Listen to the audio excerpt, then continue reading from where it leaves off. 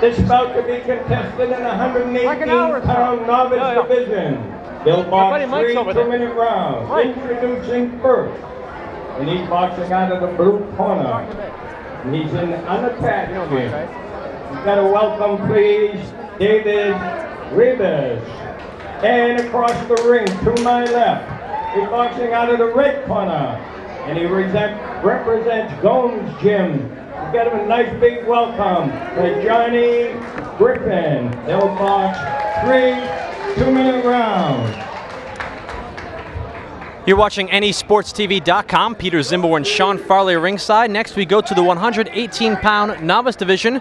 3 2-minute rounds of boxing scheduled between Johnny Griffin and David Rivas. Johnny Griffin will be wearing the blue and white trunks. Rivas will be wearing the solid blue trunks. 118-pound division, the professional equivalent of the amateur equivalent of professional boxing's bantamweight division, as these 218-pounders start swinging from the get-go. David Rivas having some success in the early goings of this fight. And my God, like Rock'em Sock'em robots in that exchange. I liked how when Rivas went upstairs, we saw Griffin go to the body, but both fighters both headhunting a little bit once they find their distance. One thing that you'll often find observers of amateur boxing saying is that because the fighters have less time to work, that the bouts tend to be a little bit more exciting because they're trying to fit more in to a shorter period of time. Another thing you'll often hear people say is that the lighter fighters, such as these 118-pounders, sometimes can provide more action than the heavier fighters, and I think that's the case so far, as Griffin and Rivas are just trying to crack each other. Rivas going upstairs, lefts and rights to the head.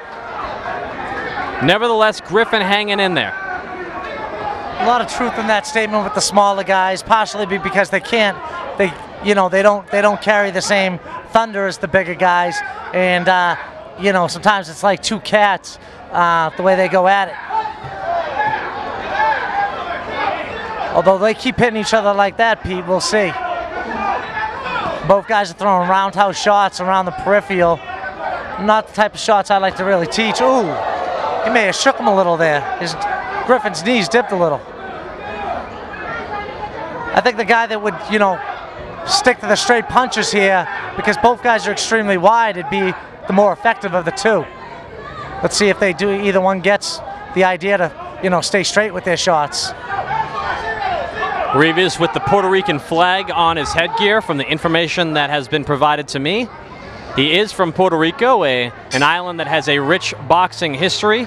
As round one comes to a conclusion, notably Felix Tito Trinidad, and in recent years Miguel Cotto. As round one comes to a conclusion between David Rivas and Johnny Griffin, how in the world do you keep up that pace for 3 rounds? Well, for 3 2-minute rounds, it's a novice fight. Believe it or not, I have seen that pace sustained, but both guys are going to have to be in excellent, excellent shape to sustain it.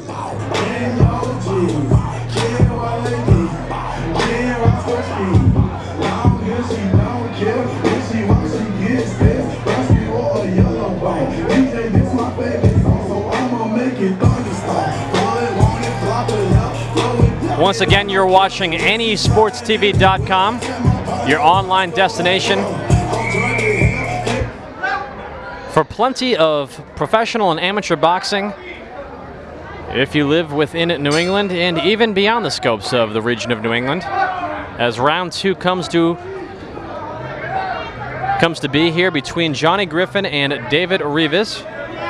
Rivas in the solid blue trunks, Griffin in the white and blue trunks.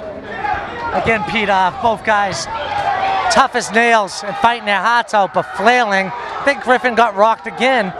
I would like to see, I think the guy that dedicates to straight punches is going to make a big difference. Everything is wide. Both tough, both determined, giving the crowd a heck of a fight, but straight punches I think will be the answer right here. Rivas right now has the advantage. He's got better timing on his roundhouse shots, especially that overhand right.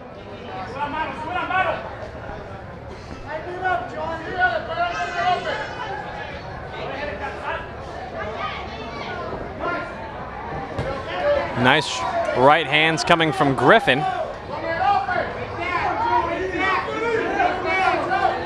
But I do think that Rivas is out-punching him throughout the duration of this fight. Wild left hand by Griffin misses. I agree. I believe Rivas right now is outworking him, and again, catches him clean. Good body shot as well. From my information, Pete, Rivas only has one fight. I don't know, if he has gym time in Puerto Rico, which, sometimes gym time can be really deceiving, is how much gym time you've had, opposed to, how many fights you have. Sometimes guys that have a good deal of gym time can sometimes be the more seasoned fighter than somebody that has more fights on their USA boxing books. Good action. Good action indeed. We're seeing some skills from David Rivas. We're seeing some skills also from Johnny Griffin, and a lot of heart from both fighters as round 2 comes to a conclusion of this scheduled 3-round affair in the 118-pound novice division. Sean, this is in the 118-pound division. Is that an actual division with an amateur boxing? I recall there being a 119-pound division a few years ago, but it seems like USA Boxing does change up these divisions here and there, and you would know better than I. I believe it's now 114 and 123. They may have just writ this fight up at 118. It used to be 119. In the professionals is a 118, but I believe in the amateurs, Pete, it's 114 and not 123.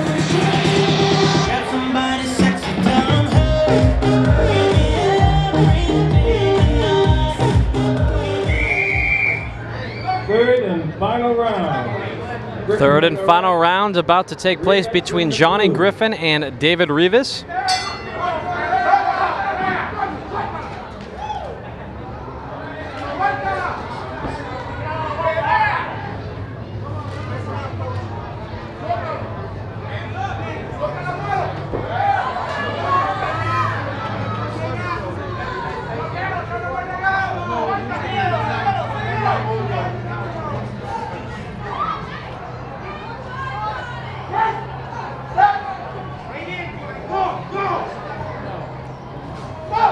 Nice right hand by Griffin. But nice left by Rivas as he comes back.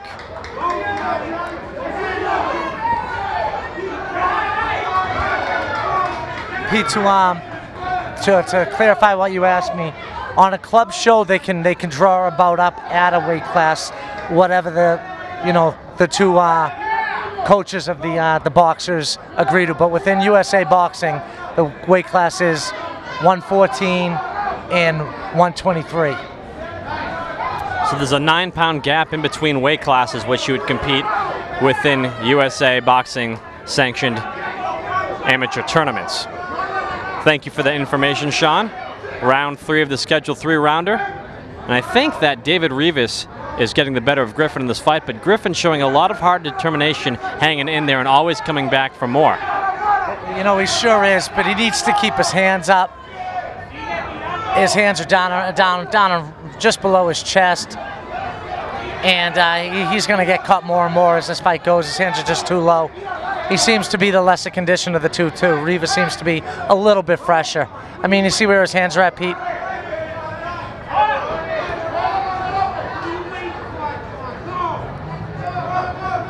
David Rivas, for a guy who only has 1 fight under his belt, or 3 fights under his belt, or 0 fights under his belt, certainly has a good feel for the ring and a nice debut for him, if that indeed is the case. Well, yeah, Pete, like I said, if he's learned how to box in Puerto Rico, and even if he had no fights over there, he may have had some real good gym time. And sometimes gym time can be very deceiving, as I was saying before. Some guys, they get in the gym and they have a fight a month into it. But gym time is really where you learn your craft in the amateurs.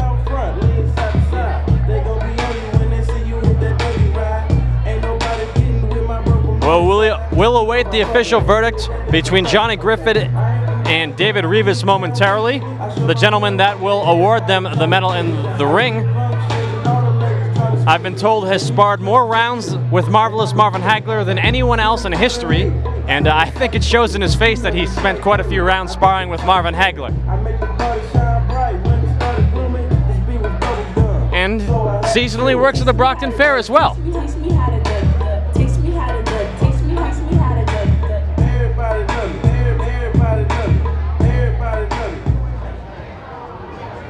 How about a hand for these two guys on this bout of the evening? Exciting fight.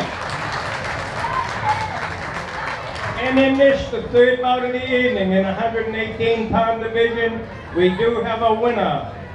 And presenting that winner with the medal is a former sparring partner way back in the 70s and 80s for former world champion Marvelous Marvin Hagler. He's with us here tonight. Tiger Moore. Tiger Moore in the ring. He will present the winner with that medal, and that winner comes from the blue corner. Well, David Rivas with a well-earned decision win over Johnny Griffin in a very spirited and entertaining fight. You're watching NESportsTV.com. Stick around, much more boxing action here on the website.